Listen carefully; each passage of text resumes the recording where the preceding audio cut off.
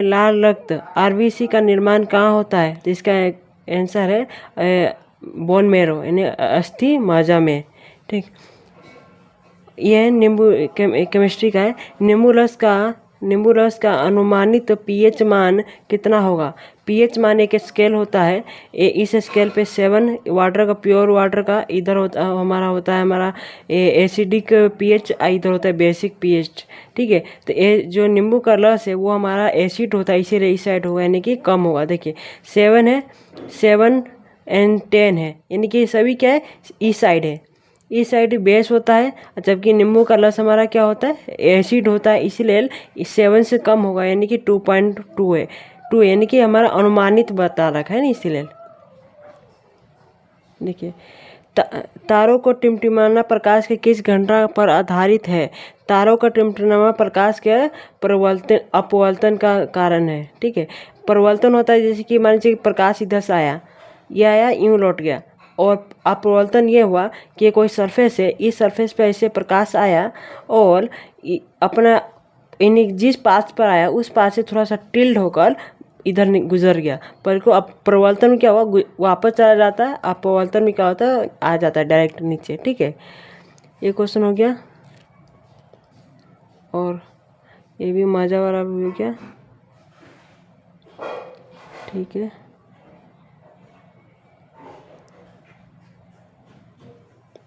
एक मिनट में देखो रिकॉर्डिंग हो रहा है कि नहीं।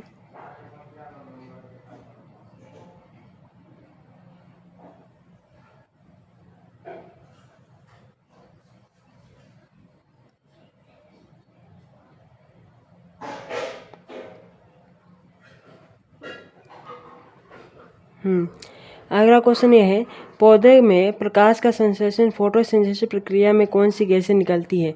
इसका आंसर ऑक्सीजन। ऑक्सीजन निकलती है। इसमें क्या होता है, फोटोसिंथेसिस में होता है हमारा कि CO2 लिया, उसके पास वाटर हुआ, और उसके बाद क्लोरोफॉर्म यानी कि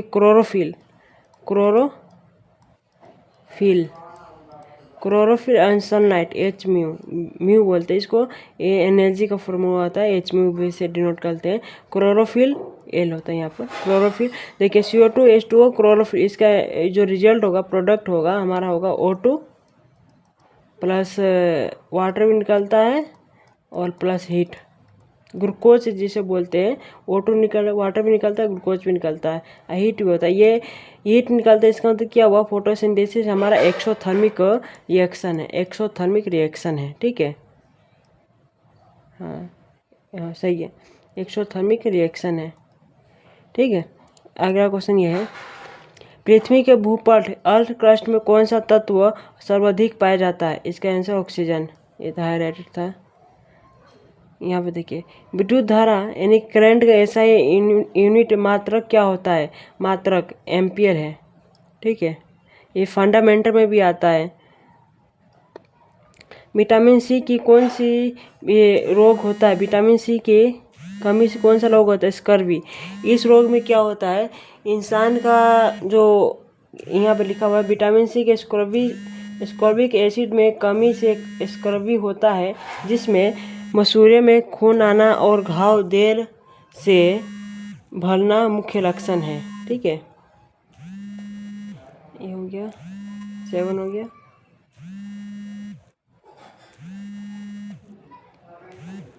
एक मिनट,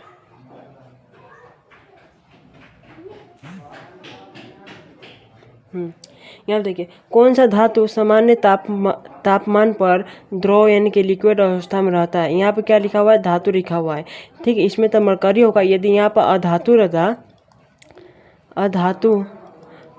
रहता तो इसका आंसर होता है Br, ब्रोमीन, जो कि Br होता है। Br एटॉमिक जो सिंबल होता है ना, Br ब्रोमीन, जो कि नॉन मेटल होता है। ठीक है, लिक्विड फॉर्म में। और देखिए कार्य की ऐसा यूनिट क्या है, जूल, कार्य हो गया। और फिर एनर्जी, ऊर्जा जिसे बोलते हैं, ऊर्जा का भी ऐसा यूनिट जूल ही होता है। जूल एक साइंटिस्ट का नाम है।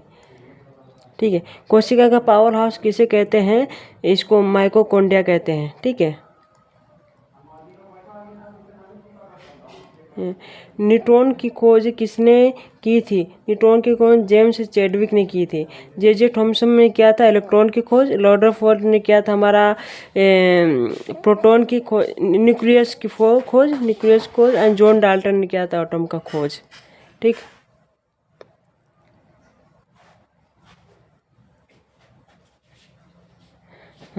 ध्वनि तरंग किस प्रकार की तरंगे होती है? ध्वनि तरंगे अनुदैर्ध्य यांत्रिकी होती है। देखिए वेव दो प्रकार का होती है, एक मैकेनिकल वेव, इलेक्ट्रोमैग्नेटिक वेव। यानी कि जो ध्वनि होता है यानी लॉन्गिट्यूडनल, इसको बोलते हैं एन होगा, एन लॉन्गिट्यूडनल। ठीक है। मानव शरीर में पाचन अधिकांश भाग में किस अंग में होता है? इसकी होती है छोटी आंत में। ठीक। इसमें देखिए लोहे की जंग लगना किस प्रकार की अभिक्रिया होती है? ऑक्सीडेशन होता है। लोहे की जंग में देखिए आयरन हो गया Fe, इसमें O2 प्लस O2 हो गया प्लस H2O, ये H2O वाटर। ठीक है। जंग लगने के हमारा जो मुख्य कारण होते हैं, एक होता है ऑक्सीजन प्लस वाटर, नमी जिसे बोलते हैं, नमी में ही हमारा ऑक्सीजन होगा और वाटर होगा, इस वजह से जंग लगती है। इस रिएक्शन को कहते हैं ऑक्सीडेशन रिएक्शन। धन्यवाद, थैंक यू।